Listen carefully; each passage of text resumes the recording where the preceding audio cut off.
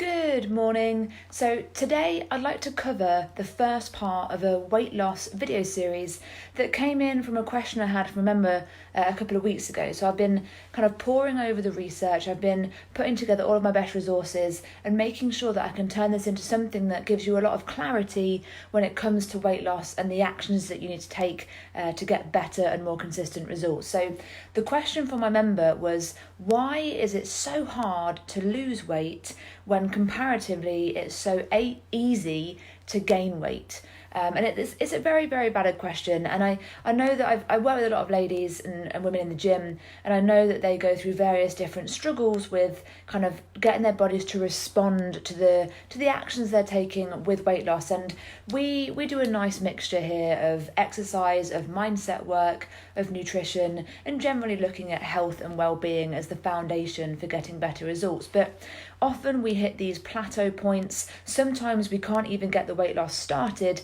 And I want to cover exactly why that is, particularly when, as the question pointed out, it's very, very, very easy to stay the same weight or to actually gain weight. So the most important thing to start with is getting a real understanding of what dieting really means. So for me, the word diet, and I think this actually comes from Greek origins actually, diet actually means lifestyle. So when if you go with the origin of the word, then it means that we're looking at the whole lifestyle in terms of, again, the way we exercise, the way we think, the way we feel, our mindset, the choices that we're making, the kind of consistency, the day-to-day actions that we're taking. In more modern times, diet has become this word that means something that we do for a short amount of time. So the actual understanding or the meanings of the same word with two different definitions, it's kind of diverges away from what the word actually really truly means. But what is most relevant is what that word means to you. So if that word means something that is restrictive and a strict approach to nutrition, and kind of this kind of short-term weight loss, but often putting the weight back on after a few weeks, and what we have to really bear in mind is that our bodies are our bodies. We have to live with our bodies for the rest of our lives, and if we're approaching something with a short-term mindset, then we are going to get short-term results. If we can turn our mindset around and approach something with a long-term mindset, kind of accepting along the way that we might have some ups and downs, and we might hit plateaus now and again, but if we can accept that as part of the process and have this longer term mindset, then you are more likely to get longer term and more consistent, better results. Okay, so some statistics here for you on dieting. I'm just going to pull these up to make sure I get them right, because they're quite interesting. So when you go on a diet, okay, and when I say diet here, I am talking about a short-term approach to weight loss. So this could be 6 weeks or 8 weeks or even 12 weeks, which in relation to the rest of your life is a short-term approach where you make some habit changes, but you're not necessarily thinking that you're going to make these changes forever for the rest of your life. So if we consider dieting this way, we can say that we lose a bit of weight in this time. It could be a few pounds, it could be a few stone, depending on who you are and what you've been doing and how strict you've been. But typically, 1 year after you finished your diet, so if, I'm not saying you particularly, but in general, the statistics show that after 1 year post-diet, 70% of people will have put all the weight back on, and a percentage of those will have gained more weight back. So that leaves 30% of people maintaining their weight or potentially still losing weight. So that's not a great statistic, really. After just 1 year of doing your diet, 7 out of 10 people will be back at their original weight or higher than their original weight, okay? If we extrapolate this further, after 2 years of doing your diet, 85% of people will have put the weight back on or put it back on and gained some more. Okay, so again, that leaves like 15% of people maintaining or still losing. And then after 3 years, 95% of people will have put the weight back on, which leaves just 5% of people who can legitimately call their diet a success. So that's not a great statistic. Have a real hard think about that one. Diets have a success rate of 5%, okay? I wouldn't be happy with that. I'm imagining that if you're here listening to this, then you've got a sense of the kind of frustrations around dieting and how you want things to change. So it's important that we also consider the fact that after a diet, when you kind of the pounds are creeping back on, when things are kind of moving back up toward your original weight, most people will overshoot. Okay, so we start at say 60 kilos, just for an example, we get down to 55 kilos, and then you get back up to 60, and maybe you bump back up to 62.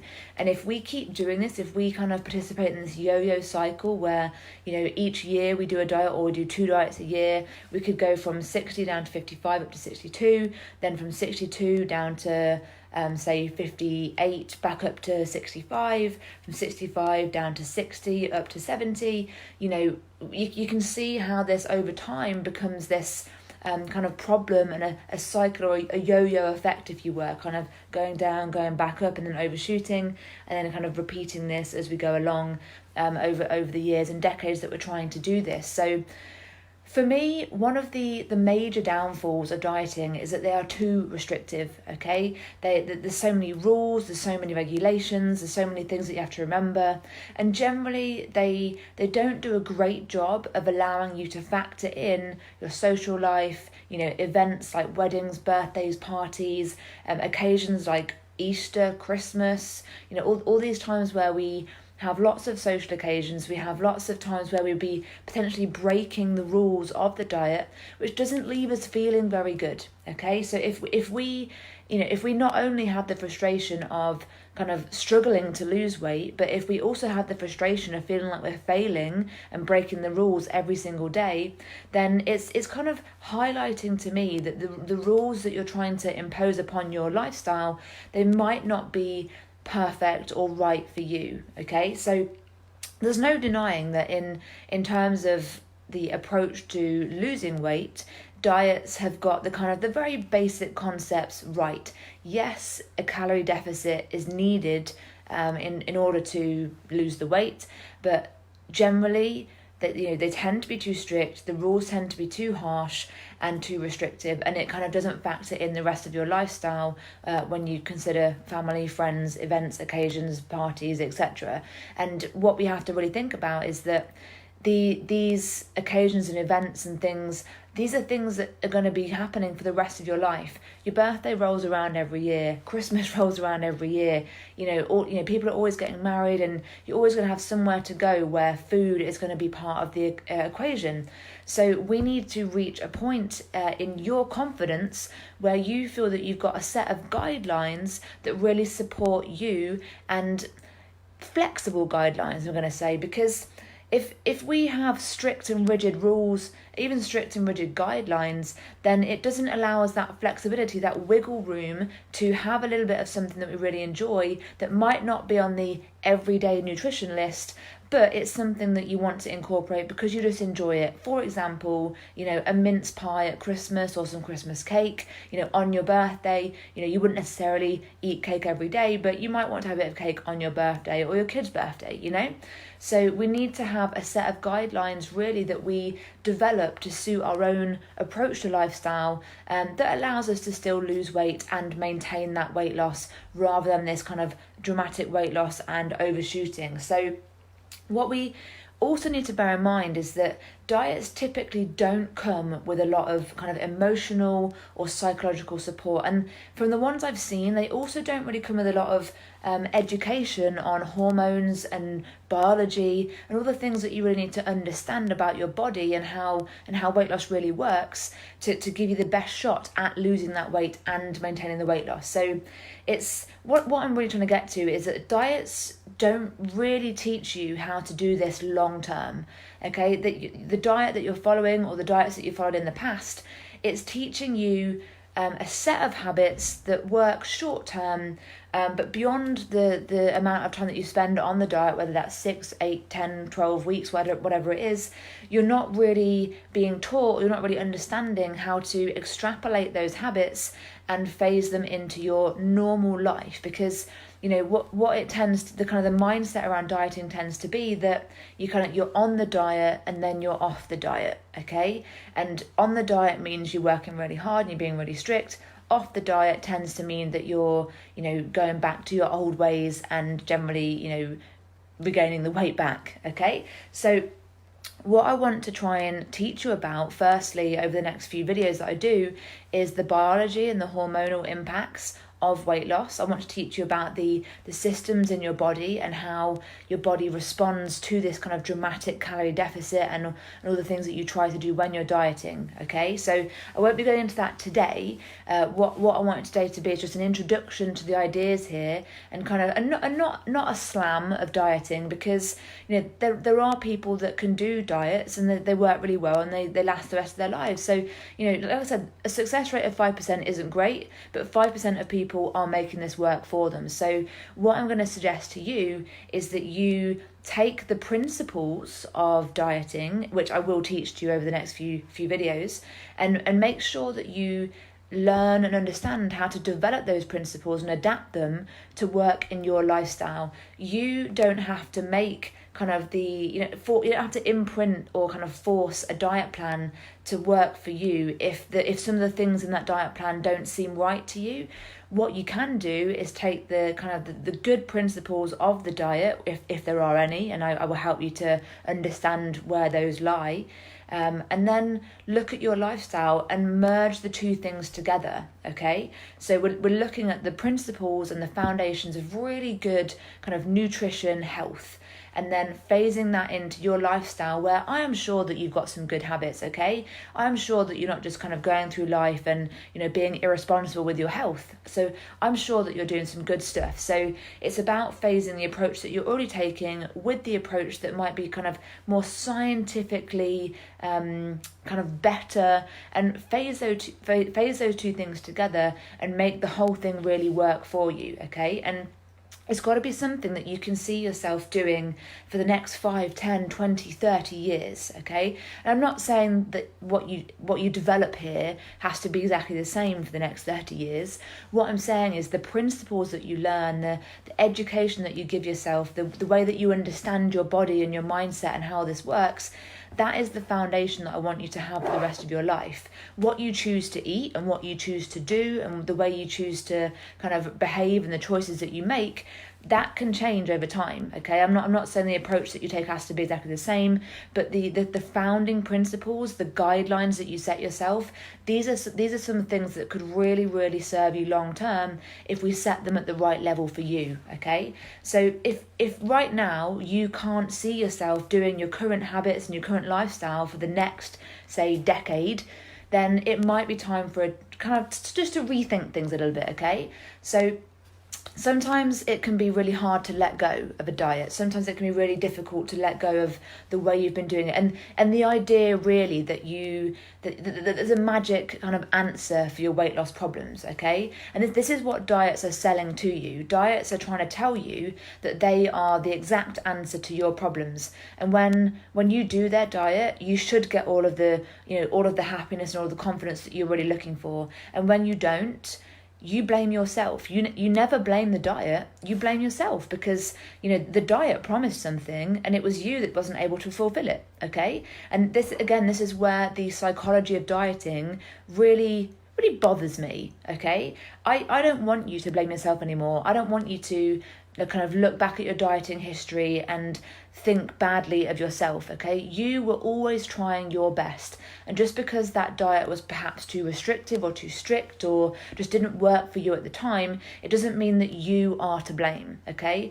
All we can really say is that program didn't work for you. So what we've got to think of is that we're all unique, we're all wonderfully different, and how realistic do you think it is that kind of a blanket diet or a cookie cutter diet, which is something that is basically kind of one size fits all, how likely is it that was going to work for you anyway?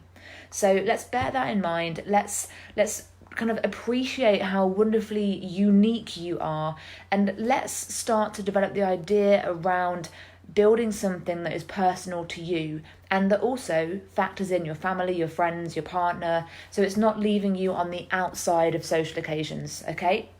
So what we're looking for to build over the next few weeks of these videos is making something that is sustainable and maintainable. If there is a lack of sustainability, then you will probably fail long term, okay? So let's not become a part of the statistics that I talked about at the beginning. Let's become our own statistic where we develop something that is beautiful and that works really well for you, your family, and ultimately for the rest of your life with the confidence that you need to make the choices and the changes that are kind of necessary to get the results that you want, okay? So I've got a couple of action points for today. So I need some information from you. I would like you to keep a food diary, and I would like you to do this on MyFitnessPal. So download the free MyFitnessPal app onto your phone and start logging your food. I need it to be detailed, I need it to be thorough, and I need it to last over 7 days so that I can see a snapshot into what you are currently doing. This will give you some accountability. This will give me the information I need to give you some good feedback, and I can analyze it and really give you some actionable points to make a start on this. And what you will actually find is that it won't be an overwhelmingly big number of changes that I suggest. Like I said, I think you have some good habits already. I'm fairly sure that you do. So it won't be me saying everything needs to change. That is not the case, okay? We'll make some small changes. Remember, at every stage we're thinking longer term. We're not just thinking lose a stone in 2 weeks. We're thinking, how can we implement some changes? How can we get our mindset around the idea of change and get you to a point where you feel sure, you feel clarity, you feel confident, and you feel kind of like you know exactly what you need to do. And that is built over time. That is not built in the next week. That is built with kind of reinforcement over and over and over again over time, okay? So let's be more consistent. Let's keep reinforcing the good ideas. Try to let go of this idea that there's a kind of the perfect diet out there for you, okay? There isn't. Let's build toward the idea that you can create your own perfect diet, kind of way of life, and spend some time working on that idea with your family. Let's make the second action point to have that conversation with your partner, with your kids, and anyone else that's in your household, and let's talk to them about making some changes. Make it clear that it will be a fun project for everyone to be involved in, and make sure that they know that it will be kind of tasty and interesting, and it will give them that kind of empowerment to really take control of their health, their well-being, and their weight loss. Okay, so I hope that's been a good introduction to this weight loss series. On the next one, I'll be covering more about the biology around how yo-yo dieting impacts the body and how your body kind of fights back and stops you from losing that weight, okay? So bear in mind that you are contending potentially with your dieting history and the number of years that you've been kind of yo-yoing up and down, and your body may have reached a stage where it's going, no thanks, no more change here. So that doesn't mean it's impossible, but it just means that it'll be slightly harder for you to get your body to respond in a positive way. But when we do it the right way, your body will respond, and I will teach you about that on the next few videos in the series. Okay? Thanks for your time. If you have any questions or comments, please leave them in the comment box below. There's a PDF that goes along with this video, so if you want that, let me know and I will send it over to you by email. Okay, well, let's crack on. Let's make sure we get on the next video when I post it up, and I'll make this into a nice sequence, and I'll hopefully give you the tools that you need to take control, get the clarity that you need, and get the results that you want.